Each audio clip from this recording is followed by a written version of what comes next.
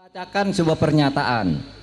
Saya berterima kasih kepada Pak Jokowi yang telah mengangkat saya 4,5 tahun yang lalu sebagai Menko Polhukam. Dan saya percaya dia punya niat baik untuk rakyat ketika mengangkat saya sebagai Menko Polhukam. Dan saya membantunya. Sekarang pun saya bersedia bersama Mas Ganjar untuk melanjutkan tugas-tugas karena menurut saya Pak Ganjar adalah calon presiden yang betul-betul pro rakyat.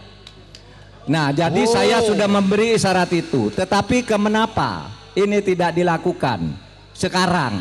Karena begini, satu, menurut aturan itu tidak dilarang. Dulu yang tidak dilarang itu ya menteri, terus pejabat-pejabat pusat lah. Tapi menjelang Pilpres yang kemarin ditambah lagi aturannya bahwa wali kota pun ya tidak harus mundur gitu kan, aturannya ditambah.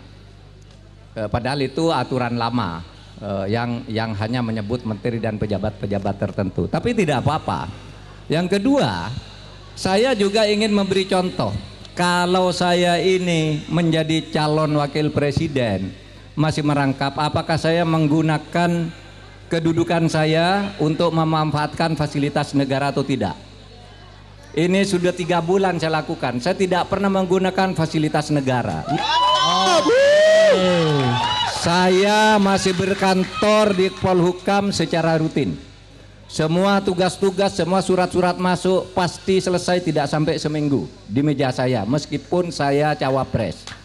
Dan saya minta kepada pemerintah daerah yang kenal baik dengan saya, jangan menjemput saya atau melayani saya kalau saya ke daerah.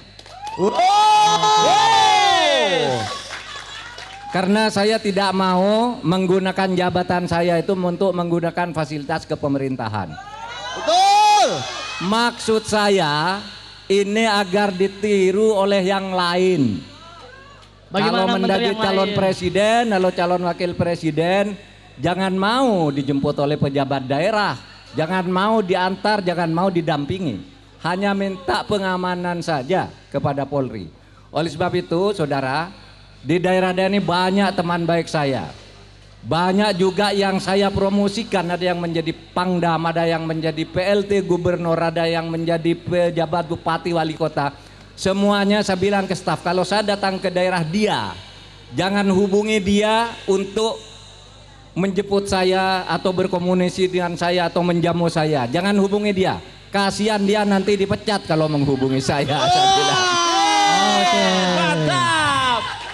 Karena fenomenanya orang kalau dekat-dekat dengan lawan politik itu itu susah. Segera dipindah, segera dinaikkan, tapi sebenarnya ditendang ke atas, dan macam-macam. Oleh sebab itu semua pejabat yang kenal saya yang selama ini baik-baik saja, kalau saya datang ke daerahnya Anda usah ikut menjemput agar tidak berbahaya bagi Anda, bagi karir Anda. Itu yang saya katakan. Kemudian itu ternyata situasinya tidak berimbang. Pihak lain tampak menggunakan jabatan. Betul. Jemput, diantar dan sebagainya. Malah yang terakhir ini menteri-menteri yang tidak ada kaitannya dengan politik juga sudah ikut tim sukses. Siapa itu? Singkat, gitu Bro. Iya kan? Betul. Oleh sebab itu saya kira percontohan saya ya sudah cukup. Tinggal menunggu momentum karena ada sesuatu tugas negara yang harus saya jaga. Jangan sampai kacau apa yang sudah jadi, harus saya jaga dalam rangka transisi. Dan saya menghormati Presiden Jokowi yang mengangkat saya 4,5 tahun yang lalu dengan penuh ketulusan, dan berdasar ketulusan yang seperti itu pula saya sekarang akan meneruskan tugas-tugas itu bersama Ganjar Pranowo.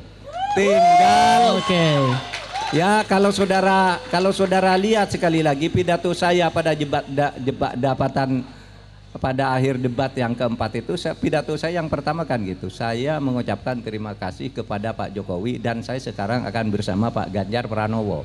Itu berarti menunggu momentum, menunggu transisi, juga menunggu karena menyangkut politik, strategi politiknya dari partai pengusung melalui TPN. Itu harus disiplin begitu, tidak bisa colong pelayu pergi begitu saja dari Pak Jokowi, tapi juga tidak bisa kita lalu menghindari aturan-aturan organisasi di mana saya sudah bersepakat itu pada saatnya agar